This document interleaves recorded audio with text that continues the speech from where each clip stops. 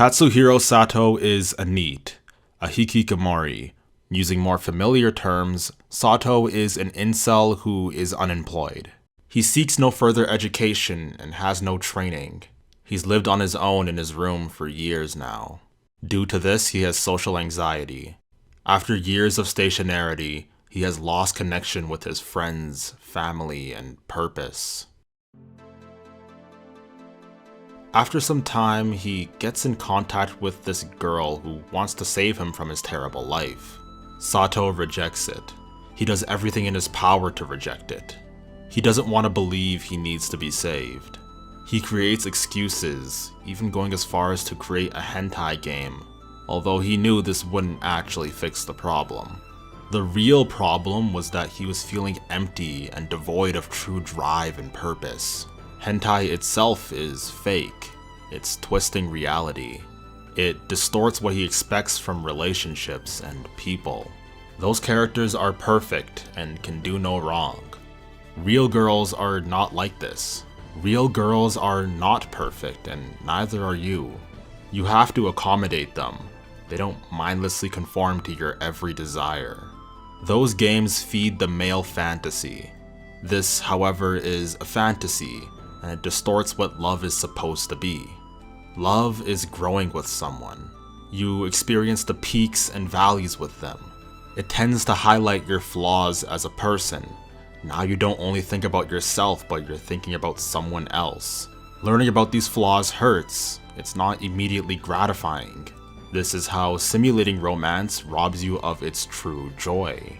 The peaks are so high in real relationships, not only because they're tangible, but because they have the potential to be so low. Love is a back and forth expression. You're both giving and receiving. In simulation, you're only really receiving and never giving. Real relationships have the potential for cheating, the potential to hurt you, but that's better than not trying and giving up altogether. Love isn't just a feeling. Love is a choice. These games don't acknowledge that. In life, you have disagreements. You face all sorts of obstacles, but it's your willingness to overcome that makes it so meaningful. It's understanding that they have the choice to back away, they have the choice to cheat, but they still choose you. If I made it so my wife was unable to leave the house and had no technology, it would be impossible for her to cheat. But is that really love? I may point to the fact that she had never cheated on me and therefore she loves me, but I ask again, is that really love? That's what simulated relationships are. They will do everything you want. They will be your perfect partner. But it's precisely because of our imperfections and hardships that makes true love so powerful. You aren't a child anymore. You are a person with responsibilities. Someone who's living in reality and not some fairy tale.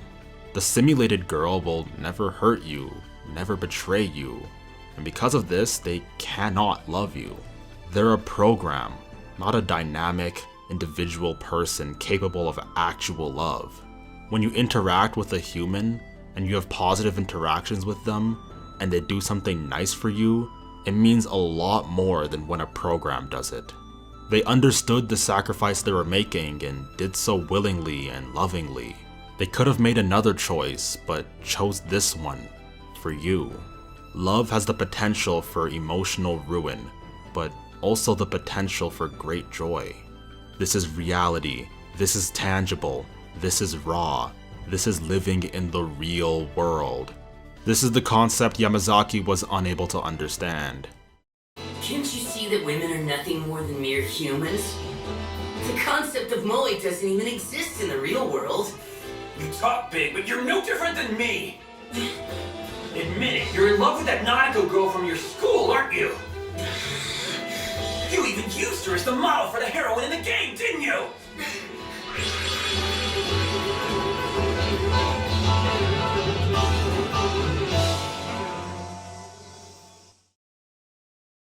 It isn't until he's forced to leave his apartment and go back to his farm, divorced from a lot of his technology, where he starts to realize this.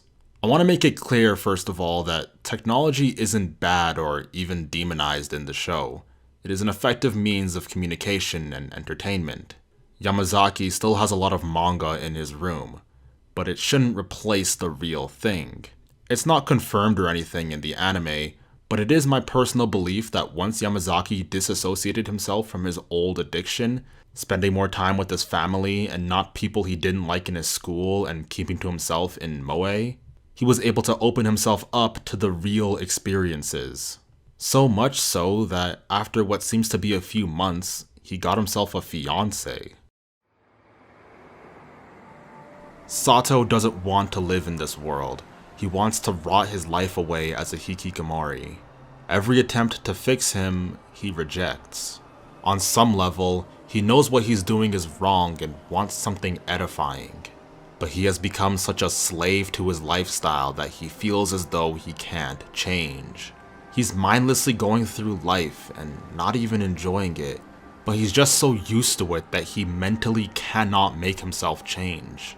He's adverse to anything that makes him uncomfortable to an unhealthy degree. He wants to stay in his room, keeping to himself in mindless consumption. Video games, drugs, smoking, etc. Don't get me wrong, there's nothing wrong with consuming to relax, but your existence shouldn't revolve around aimless hedonism. The effects of this lifestyle are not neutral. They are demonstrably bad. Despite living with his neighbor for 3 years, Sato didn't even know that his neighbor was Yamazaki, someone he already knew. He was too afraid to go out and even find out. In society, we have the ability to do whatever we want as long as it doesn't hurt other people. This is what we call freedom. But I ask, freedom to what end? How free is Sato? How free is someone who can't leave their room? How free is someone who doesn't have the ability to talk to people? He may have freedom in the literal sense, but he's not liberated. He's a slave to his passions. He clings on to his misery like Gollum and his precious. He cannot break free from it. Aristotle and Plato defined liberty as the freedom to do what is good, and I think that's a more practical definition for what I'm talking about. This makes freedom only desirable given we are a moral and disciplined people. When we are not, we are misusing it. And freedom to misuse pleasures does not make you free, it makes you a slave. Sato refuses to get help from this girl no matter what. He doesn't want to change. It's gone to the point where changing would create such a strong cognitive dissonance that he wants to stay the same. He wants to keep believing the world is conspiring against him, the unshakable feeling that he's always being judged. This is the NHK, a conspiracy, an overwhelming force that destines you to a life of misery. His fear of failure overrides his desire for purpose. He identifies as a hikikomori, but that isn't who he is. You are destined for a meaningless, sad life when you attach such an important part of your identity to not only meaningless conspiracies, but meaningless conspiracies that are wrong. A NEET shouldn't be a major part of your identity. Your identity shouldn't be rooted in something so malleable. You may be down bad now, but with proper guidance and willingness to change, you can break free. The life of a hikikomori is a lifestyle, and thus to change it, it would require a lifestyle change. Like a drug addict who's no longer able to get his fix, he will struggle and face withdrawal at first, but in due time, he will be free, no longer a slave to his old self. Thus too, a hikikomori must break free from his life. It'll be hard and he will face challenges, but he must face them. The possibility of recovery should override the risk of social awkwardness and uncomfortableness. It's like someone who first begins to exercise. They may feel pain, but the lasting impact will be larger muscles. Breaking free is akin to psychological exercise. If you were to ask someone who's binging Netflix how they feel, they would tell you they feel pretty good. If you were to ask someone who's exercising how they feel, they would say they feel pretty terrible. However, the person who's been exercising will feel better in the long run. This is what it's like to break free. I do have to stress now that success isn't guaranteed, but taking the risk and failing is preferable because you have now conditioned yourself to succeed. You have conditioned yourself to find tangible value and identity.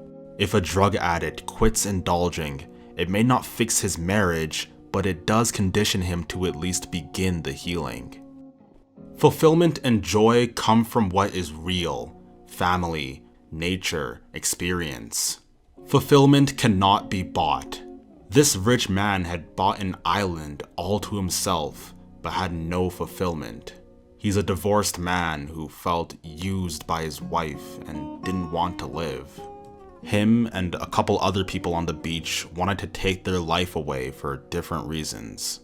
They all felt as though there was nothing worth living for. Right before they do, they realized the mistake they were making. They realized how selfish it was for them to end their lives when there's still people who would mourn their death. The show makes it clear that you are not alone. You are not an individual. You are part of a greater whole, a network. We are not just flesh and bones, but we are memories and souls. Your life affects everyone you've met. To take your life away would be to take a part of someone else as well. You aren't trapped in a vortex of despair. You can get out. You can make the choice to live. Depression does not have to result in suicide. Death is not the result of depression. To say so would suggest that it's the same as pancreatic cancer, a deadly cancer that will almost invariably kill you. Depression is not like a disease. You have free will.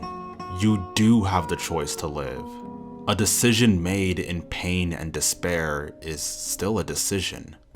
Cancer will kill you against your will, but depression doesn't have to. One of the guys realized this at the last second. He realized that he had the power and choice right when he needed it the most. He understood he didn't have to kill himself. Now, just because you have power and you have a choice doesn't mean that you shouldn't talk to people when you're in that state of mind. You absolutely should. Don't go through it on your own. When he opened up, many other people opened up and helped each other get through it.